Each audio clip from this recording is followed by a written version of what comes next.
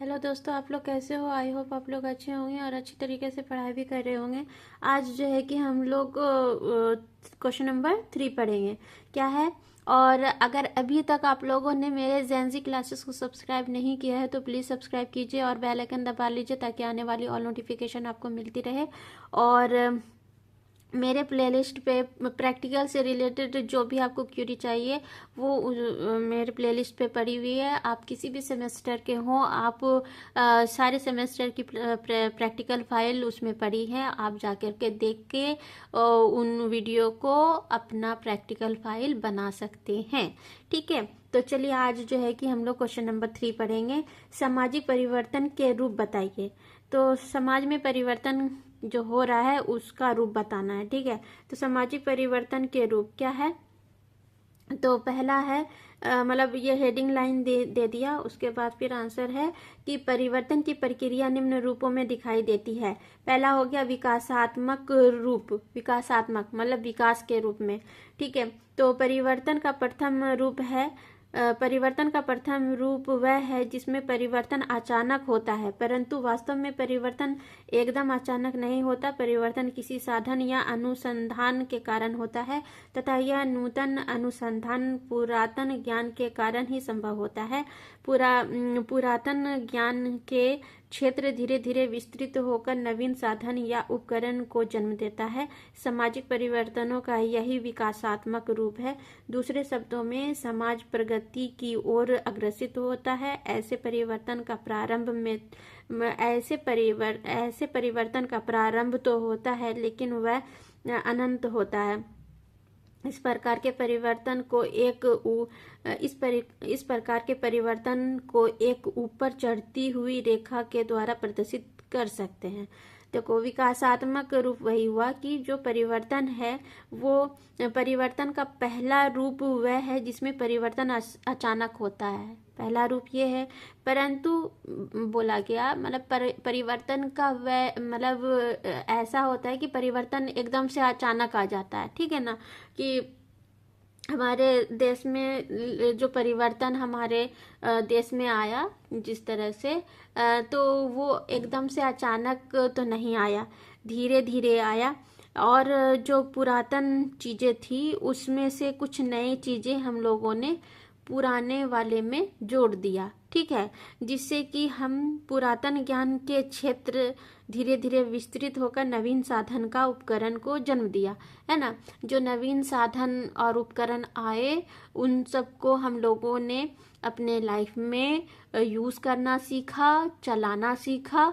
और जैसे कि देखो, जब मोबाइल नहीं था जब मोबाइल हम लोगों के पास नहीं था, किसी के पास नहीं था, तो हम लोग क्या करते थे, जब एकदम से मोबाइल आया तो सब लोग क्या करते थे, मोबाइल को लेकर के उसका कनेक्शन ठीक कराने मतलब उसका नेटवर्क को लेकर करके पेड़ के नीचे खड़े हैं तो नेटवर्क आ रहा है। मतलब इतने क्रेजी थे कि वहाँ पर खड़े हो करके भी कितने देर तक मतलब कि उस चीज़ को नेटवर्क पकड़ा कर करके वहाँ पर बातचीत करते थे, है ना।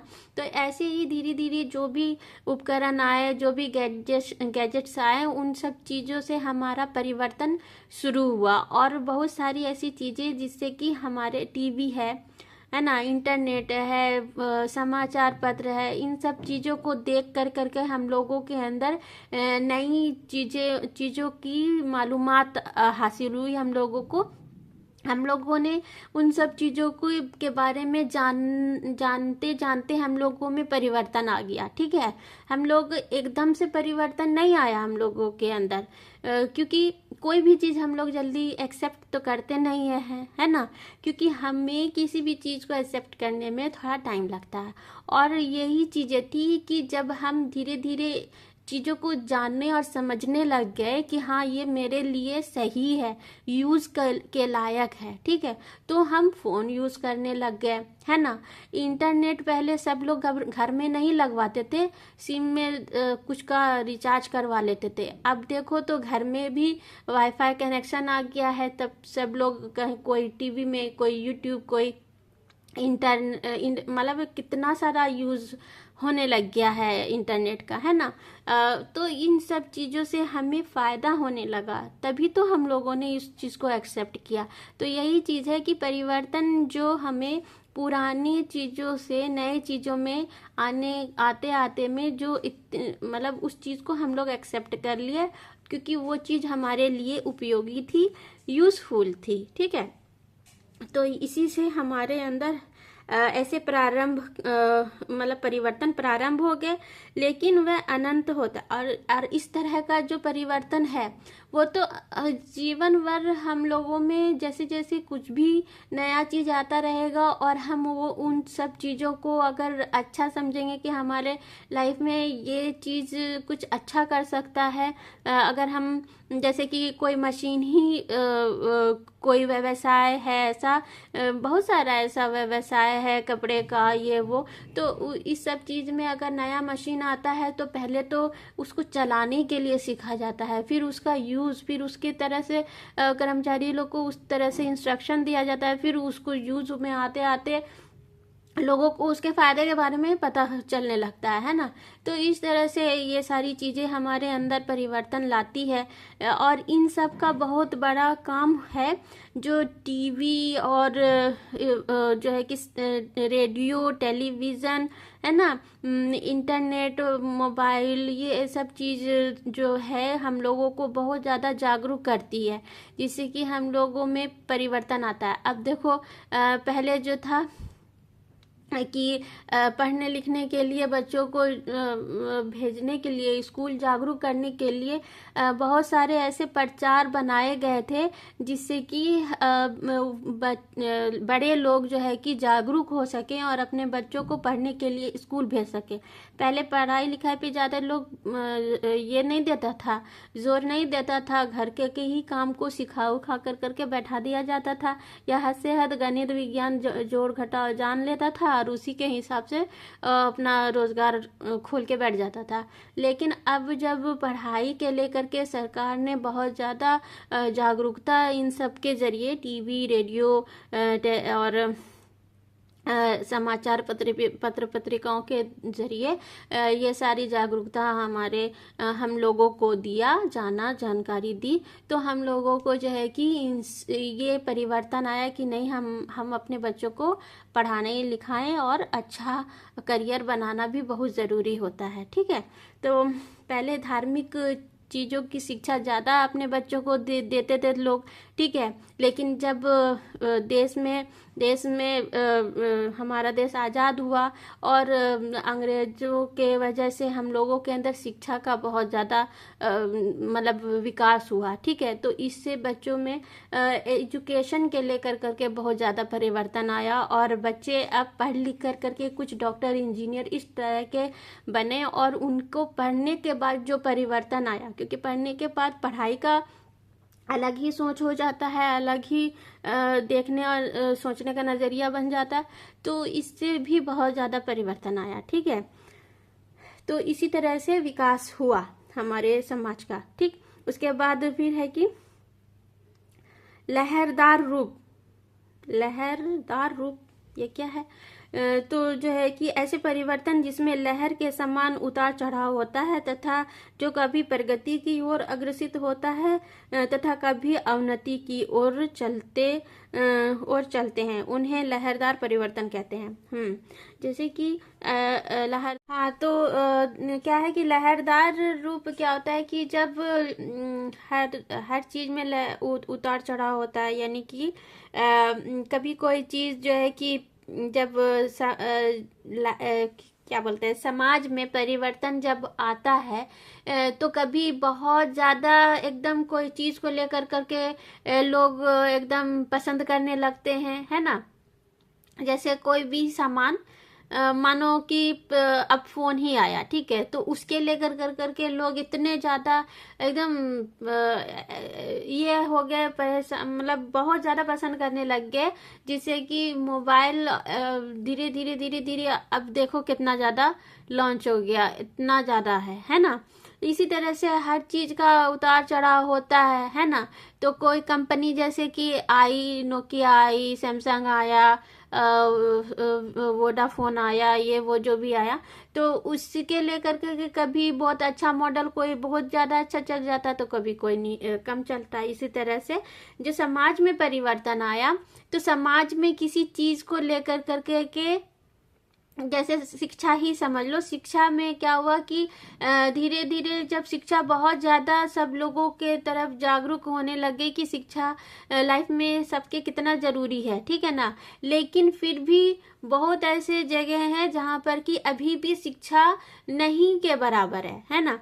तो यही था कि कहीं बहुत ज़्यादा शिक्षित हो रहे हैं लोग, और गांव देहात जो बहुत ज़्यादा रूरल एरिया है वहाँ पर जो है कि एकदम शिक्षा का नामो निशान नहीं है, वहाँ पर एक भी स्कूल नहीं है।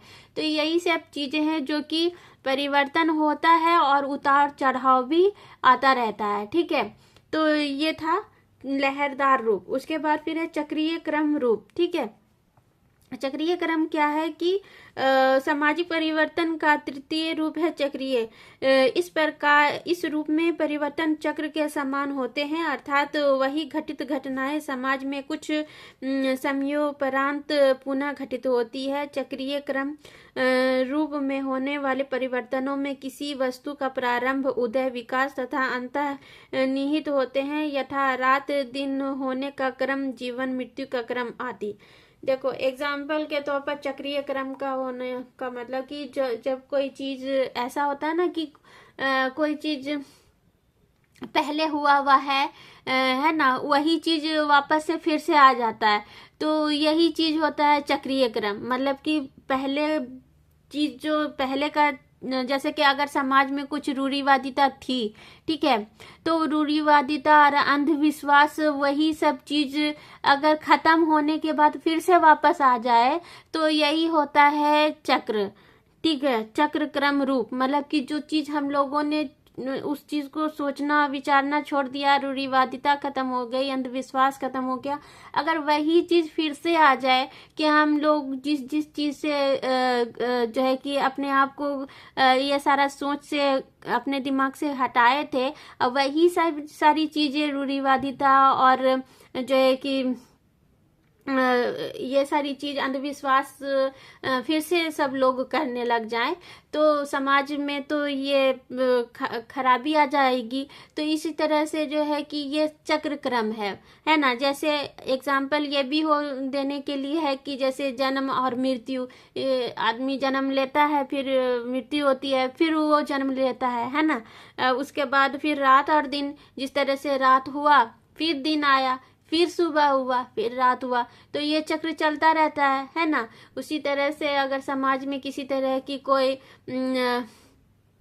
पहले जो बीत चुका चीज जिससे हम लोग लड़ झगड़ कर करके आगे बढ़े, अब वही चीज अगर फिर से शुरू हो जाए, तो यही चीज क्रम चक्र होता है, ठीक है। और उसके बाद फिर जो है ये तीनों रूप परस्पर संबंध है तथा इन्हें वस्तुनिष्ठ रूप से अलग करना अत्यंत जटिल है। मतलब ये जो तीन रूप बताया गया, यानी कि विकासात्मक रूप, लहरदार रूप और चक्रीय रूप, ये तीनों एक दूसरे से जुड़े हुए हैं और इन्हें जो है कि अलग नहीं किया जा सकता। ये चीजें मतलब विकास भी होता है और कभी उतार चढ़ाव भी विकास में आता है और कभी रिपीट भी होता है ना। तो ये सारी चीजें चलती रहती है और एक दूसरे से संबंधित है, ठीक है। तो आई थिंक आपको ये भी क्वेश्चन समझ में आ गया कि समाज में परिवर्तन जो होता है उसमें क्या क्या परिवर्तन आता है। मतलब परिवर्तन में भी परिवर्तन है, मतलब विकासात्मक रूप में परिवर्तन होता है, तो विकास हुआ, बहुत तेजी से विकास हुआ। फिर क्या हुआ कि लहरदार, मतलब कि उतार चढ़ाव भी आया समाज में।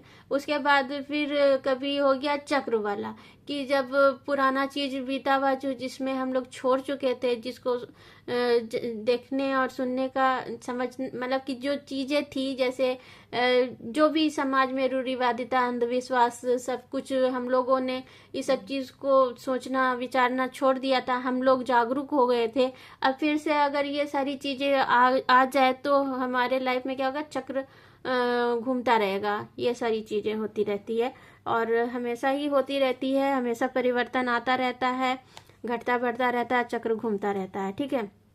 क्योंकि पृथ्वी गोल है और यहाँ हम लोग को गोल गोल घूम कर करके फिर एक ही जगह पे आ जाना होता है। ठीक है, तो यही सारी चीजें हैं। फिर अब है कि क्वेश्चन नंबर 4, सामाजिक परिवर्तन के प्रमुख कारक कौन कौन से हैं। तो सामाजिक परिवर्तन के निर्णायक कारक, ये क्वेश्चन 2011 में आया हुआ क्वेश्चन है और बहुत इंपॉर्टेंट क्वेश्चन है। ठीक है, तो ध्यान से पढ़िएगा। वैसे सभी क्वेश्चन इंपॉर्टेंट ही है और बहुत इजी है, देखा जाए तो बहुत इजी है। आप लोग एक बार बस एक वीडियो सुन लीजिए और उसके बाद फिर आराम से आंसर कर सकते हैं। ठीक है, लेकिन ध्यान से सुनने का है। तो चलिए हम इसको पढ़ते हैं कि सामाजिक परिवर्तन अनेक कारणों से होते हैं, लेकिन इनकी पृष्ठभूमि में वैज्ञानिक आविष्कार, भौतिक परिवर्तन एवं अंतःक्रिया इत्यादि कारण सर्वाधिक महत्वपूर्ण माने जाते हैं। देखो, सामाजिक परिवर्तन तो बहुत सारे कारणों से होते हैं, लेकिन सबसे प्रमुख कारण क्या है जो हमारे लिए सबसे ज्यादा परिवर्तनशील रहा है, जिसके कारण हमारे समाज में बहुत ज्यादा जल्दी परिवर्तन आया है, वो है क्या कि वैज्ञानिक आविष्कार। क्या क्या कितनी सारी चीज वैज्ञानिक आविष्कार हुए है ना, तो उन सब चीजों से हमारे समाज में बहुत जल्दी परिवर्तन आया। भौतिक परिवर्तन, उसके बाद भौतिक परिवर्तन, ठीक, उसके बाद फिर अंतःक्रिया, ये सारी चीजों के कारण जो है कि हमारे समाज में बहुत तेजी से परिवर्तन आया है। ठीक है, अब है कि ओटावे के अनुसार सामाजिक या सांस्कृतिक परिवर्तन के कारणों को दो भागों के मध्य होने वाली परस्पर अंतःक्रिया द्वारा होता है। ये कारक निम्नलिखित हैं। मतलब ओटावे जो कह रहे हैं, ओटावे की जो सामाजिक या सांस्कृतिक परिवर्तन है, जो समाज में या संस्कृति में हमारे जो भी परिवर्तन आता है, परिवर्तन के कारणों को दो भागों के मध्य होने वाली परस्पर अंतःक्रिया द्वारा होता है। जो दो भाग परिवर्तन के हैं, ठीक है, उन दोनों में परस्पर अंतःक्रिया होता है। अगर कोई बात दोनों में मैच कर रही होती है तभी तो एक दूसरे में अंतःक्रिया होगा। मतलब कि जब दो दोस्त, इस तरह से समझो, जब दो दोस्त दोनों दोस्त में एक बात या दो तीन बात बहुत ज्यादा कॉमन है, दोनों एक दूसरे के बात को बहुत अच्छी तरीके से समझ जाते हैं, और कुछ ऐसी बातें जो नहीं समझते हैं, क्योंकि टू कॉपी तो हो नहीं सकता, कुछ उसका भी है कुछ इसका भी समझ होगा। लेकिन बहुत हद तक दो दोस्तों में ऐसा होता है कि जो बहुत गहरे दोस्त होते हैं उसमें जो है कि अंतःक्रिया इतना ज़्यादा मतलब मजबूत होता है कि एक दूसरे के फीलिंग को अपने आप समझ जाते हैं। आप, आई होप आप लोगों के वो जो अच्छे एकदम जिगरी दोस्त होंगे, है ना, तो उन आप दोनों में इतना ज़्यादा अंडरस्टैंडिंग तो होगा ही कि आप जो है कि अपने मन की सारी बातें उनसे कर लेते होंगे, वो अपने मन की सारी बातें अपने आप से कर लेते होंगे, और एक दूसरे को समझाना, और कोई भी ऐसी, जैसे कोई भी सिचुएशन लाइफ में होता है, कभी टेंशन ये वो, तो वो समझता है। ठीक है, वो समझ करके आपको समझाने की पूरी कोशिश करता है। तो इससे क्या होता है कि एक दूसरे के बीच जो अंडरस्टैंडिंग है ना, अंतःक्रिया है ना, जो समझने का एक दूसरे को, उसके कारण जो है कि क्या बोलते हैं कि ये अंतःक्रिया ही एक दूसरे के परिवर्तन के लिए बहुत ज्यादा महत्वपूर्ण होता है। ठीक है, कभी आपने उनको समझाया तो वो समझ गए, और कभी उन्होंने आपको समझाया तो आप समझ गए और अपने लाइफ में चेंज लाए। ठीक है, तो ये सारी चीजें हैं कि एक दूसरे से अंतःक्रिया होने के कारण ही परिवर्तन आता है समाज में। जब दो चीज तीन चीज मिलती है एक दूसरे से तभी परिवर्तन आता है और अंतःक्रिया होती है। ठीक है, यही चीज ओटावे का कहना था। और तो ये कारक निम्नलिखित है। ये जो अंतःक्रिया होने का जो कारक है वो निम्नलिखित है। पहला, वैज्ञानिक खोज या प्राविधिक आविष्कार, यानी कि वैज्ञानिक खोज जो हुए या प्राविधिक आविष्कार जो हुए वो। और दूसरा समाज के लक्ष्य एवं मूल्य। ठीक है, तो इसमें क्या कहा जा रहा है कि इस प्रकार सामाजिक परिवर्तन केवल प्रविधियों के माध्यम से ही नहीं लाया जा सकता है, उसकी व्याख्या न केवल प्राविधिक प्रगति के आधार पर की जा सकती है तथा न ही केवल मूल्यों के आधार पर। समाज इन दोनों पर निर्भर है, अतः दोनों को पृथक नहीं किया जा सकता है ना। अभी जैसे कि हमने दोस्त का एग्जाम्पल दिया, उसी तरह से ये सामाजिक परिवर्तन में जो आविष्कार हुए या प्राविधिक खोज हुए हैं, ठीक है, तो और ये समाज का जो लक्ष्य है, तो जो खोज हो रहा है वो किस लिए हो रहा है? क्योंकि हमको अपने लक्ष्य को प्राप्त करना है। कोई भी चीज आदमी खोजता क्यों है? क्योंकि वो चीज उसको जान के खोज कर करके उसके जरिए वो अपने लक्ष्य तक पहुंच सकता है। ठीक है, तो ये सारी चीजें हैं और एक दूसरे के ऊपर निर्भर करती हैं, तभी जो है कि दोनों में परस्पर अंतःक्रिया होती है। ठीक है, और दोनों एक दूसरे के ऊपर निर्भर करते हैं। जो खोज हो रहा है वो अपने लक्ष्य को पूरा करने के लिए हो रहा है, इसीलिए खोज जरूरी है ताकि हम लक्ष्य को पा सकें। निर्भर है, दोनों एक दूसरे के ऊपर निर्भर है, अतः दोनों को पृथक नहीं किया जा सकता है। अगर लक्ष्य ही नहीं होगा तो हम खोज किस चीज का कर रहे हैं? जो भी वैज्ञानिक खोज हो रहे हैं, जो भी जो है कि आविष्कार हो रहे हैं, वो क्यों हो रहे हैं? जब उसका कोई लक्ष्य ही नहीं है, जब उससे कोई काम ही नहीं है। लेकिन है ना, तभी तो हो रहे हैं खोज। ठीक है, उसके बाद फिर यह कहना भी अत्यंत जटिल है, सामाजिक परिवर्तन पर इन दोनों में से किसका प्रभाव अधिक पड़ता है। अब ये भी कहना बहुत जटिल बात है कि दोनों का प्रभाव किसका ज्यादा अधिक है, किसका ज्यादा कम है, क्योंकि जब तक ये लक्ष्य नहीं होगा तो खोज हम नहीं कर पाएंगे, और खोज नहीं होगा तो लक्ष्य को निर्धारित नहीं कर पाएंगे। तो इसीलिए दोनों का जो महत्व है वो एक समान है। ठीक है, समानता नवीन आविष्कार सामाजिक परिवर्तन के प्रमुख कारक है। लक्ष्य एवं मूल्य इस विषय का निर्णय करते हैं कि नवीन आविष्कारों को किस प्रकार उपयोग में लाया जाए। अतः इस प्रकार सामाजिक परिवर्तन दोनों पर निर्भर करते हैं, है ना।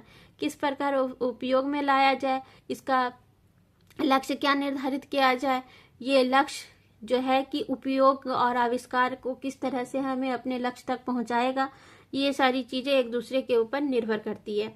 अतः इस प्रकार सामाजिक परिवर्तन दोनों पर निर्भर है। यदि मूल्यों में परिवर्तन होता है तो प्रविधियां भी परिवर्तन हो जाती है, तथा प्रविधियों में परिवर्तन होने पर मूल्य स्वतः ही परिवर्तित हो जाते हैं।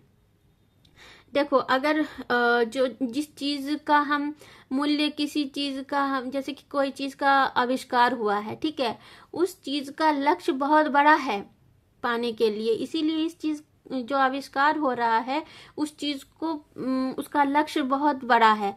जैसे कि अगर शिक्षा के क्षेत्र, ठीक है, तो क्या है कि अतः सामाजिक परिवर्तन में प्रविधियों एवं मूल्यों का समान महत्व है, लेकिन इनमें से दोनों का सापेक्ष महत्व भिन्न भिन्न अवसरों पर कार्य करने वाले सामाजिक शक्तियों एवं अन्य चरों के संबंध में भिन्न भिन्न हो सकता है। ठीक है, जो भी परिवर्तन आ रहा है, जो भी प्रविधियां और मूल्य है, उसको हम बहुत सारे जगह पे यूज कर सकते हैं। ठीक है ना। जैसे कि देखो, शिक्षा के ही तौर पर देख लो कि जैसे कि अभी भी बहुत जगह तो ब्लैक बोर्ड ही चल रहा है, व्हाइट बोर्ड आ गया फिर, है ना, और उसके बाद अब स्मार्ट बोर्ड आ गया। स्मार्ट बोर्ड में बच्चों को पढ़ा कर के कितना एडवांस लर्निंग हो रहा है कि सारी चीजें, एक तो उनको बाय फोटोग्राफ के जरिए उनको जो है कि सब कुछ दिखा करके समझा लिया जाता है, ताकि जो चीज देख कर करके लोग समझते हैं ना, देखा हुआ जो रहता है वो ज्यादा दिमाग में रहता है। तो वो चीज देख कर करके बच्चे फट से सब कुछ जल्दी जल्दी, आजकल के बच्चे का कितना शार्प माइंड हो गया है, क्योंकि वो स्मार्ट बोर्ड के जरिए शिक्षा का यूज इसमें कर रहे हैं, स्मार्ट बोर्ड। और ये इसका आविष्कार हुआ ना, और इसका मूल्य कितना ज्यादा है ना, कि बच्चे का भविष्य कितना उज्जवल हो रहा है ना। तो और इस चीज का हम बहुत सारी चीजों में, जैसे कि बड़े बड़े व्यवसायों में भी अब ये बोर्ड लगा दिया जाता है कि जो बहुत बड़ा बड़ा जो इंडस्ट्रीज वगैरह होता है उसमें भी पिक्चर्स वगैरह दिखा कर करके इस चीज़ का यूज़ करते हैं। तो मतलब कि इसका यही कहना है कि अतः सामाजिक परिवर्तन में प्रविधियां एवं मूल्यों का समान महत्व है, लेकिन इनमें से दोनों का सापेक्ष महत्व भिन्न भिन्न अवसरों पर कार्य करने वाले सामाजिक शक्तियों एवं अन्य चरों के संबंध में भिन्न भिन्न हो सकता है ना। कहाँ तो एक जगह हम इसका यूज जो है कि हम जो है कि बच्चों को जो है कि पढ़ाने के लिए कर रहे हैं, और दूसरी तरफ व्यवसाय में भी हो रहा है ना। तो बहुत सारा ऐसा यूज हम लोग, एक चीज तो आविष्कार हुआ और इसका मूल्य कितना हो गया है ना। तो ये है भिन्न भिन्न हो सकता है, और इसकी शक्तियां हर जगह एक मतलब कि जिस तरह का यूज है उस तरह की शक्तियां हैं, है ना। तो चलो ये हो गया। उसके बाद फिर है कि कुछ विद्वान में नवीन आविष्कार के अतिरिक्त दूसरी संस्कृतियों के वैचारिक तत्वों के विसरण को सामाजिक परिवर्तन का एक अन्य महत्वपूर्ण कारण माना है। इसके अनुसार व्यक्ति दूसरी संस्कृतियों से कतिपय तत्व या विचारों को अपनाकर अपने व्यवहार में परिवर्तन करता है। इस प्रकार व्यवहारिक प्रतिमानों में सुधार होने पर सामाजिक परिवर्तन होते हैं। अतः इन विद्वानों के अनुसार सामाजिक परिवर्तन दूसरी संस्कृतियों के तत्वों के विसरण से होते हैं। ठीक है। एक तरफ तो जो है कि क्या बोलते हैं, आविष्कार हुआ, बड़े बड़े टेक्नोलॉजी का और वस्तुओं का आविष्कार हुआ है ना, नए नवीन आविष्कार हुए। और दूसरी तरफ एक ये भी हुआ आविष्कार कि जो संस्कृति में परिवर्तन आया हमारे, उस चीज में भी हमारे विचारों में, जो मूल्यों में परिवर्तन आया, जो हमारी संस्कृतियां हैं उसमें भी तो कब से जो पुरानी संस्कृति रीति रिवाज चले आ रहे थे उसमें भी हमने कितना परिवर्तन लाया। तो जिसके वजह से उन सब चीजों का मूल्य भी बढ़ गया है ना। तो अब ये है कि इसके अनुसार व्यक्ति दूसरी संस्कृतियों से कतिपय तत्व या विचारों को अपनाकर अपने व्यवहार में परिवर्तन करता है ना। जैसे कि जब वेस्टर्न मतलब कि हम लोगों ने वेस्टर्न लुक और भाषा भाषी भी अपना लिया, इंग्लिश बोलते हैं, हिंदी भी बोलते हैं, है ना। तो दोनों चीजें हो गई और परिवर्तन जो आया वो बहुत अच्छा परिवर्तन आया। रंग रूप वेशभूषा सभी चीज में परिवर्तन आ गए। तो इससे ये सारी चीजें होती है कि जो भी परिवर्तन आया उसको हम लोगों ने अपनाकर अपने व्यवहार में परिवर्तन किया। इस प्रकार व्यवहारिक प्रतिमानों में सुधार होने पर सामाजिक परिवर्तन हुआ, है ना। समाज में परिवर्तन आया, पढ़ लिखे विदेश गए, पढ़ लिख कर करके आए, यहाँ पर कुछ नया किया, अपने संस्कृति अपने रीति रिवाज के साथ किया, है ना। लेकिन कुछ जो रूढ़िवादिता थी, अंधविश्वास था, उसको छोड़ कर करके नई रीति रिवाज नए संस्कृति के साथ हम लोगों ने अपने समाज का आविष्कार किया, परिवर्तन लाया हम लोगों ने अपने सोचने विचारने में, और आगे बढ़े। ठीक है। तो अतः विद्वानों के अनुसार सामाजिक परिवर्तन दूसरी संस्कृति के तत्वों के विसरण से होता है ना। सामाजिक परिवर्तन दूसरे संस्कृति के तत्वों के परिवर्तन से होता है ना। जो चीज जैसे कि जो भी परिवर्तन आया उसके वजह से हम लोग अपने लाइफ में परिवर्तित हुए और समाज का विकास किया। ठीक है। तो आई होप आप लोगों को यहाँ तक बहुत अच्छी तरीके से समझ में आया होगा। तो कल हम फिर नए क्वेश्चन के साथ मिलते हैं। आज के लिए इतना ही। और आप लोगों ने मेरे जेंजी क्लासेस को सब्सक्राइब नहीं किया है तो प्लीज़ सब्सक्राइब कीजिए और बेल आइकन दबा लीजिए ताकि आने वाली ऑल नोटिफिकेशन आपको मिलती रहे। तब तक के लिए take care, bye bye, have a nice day.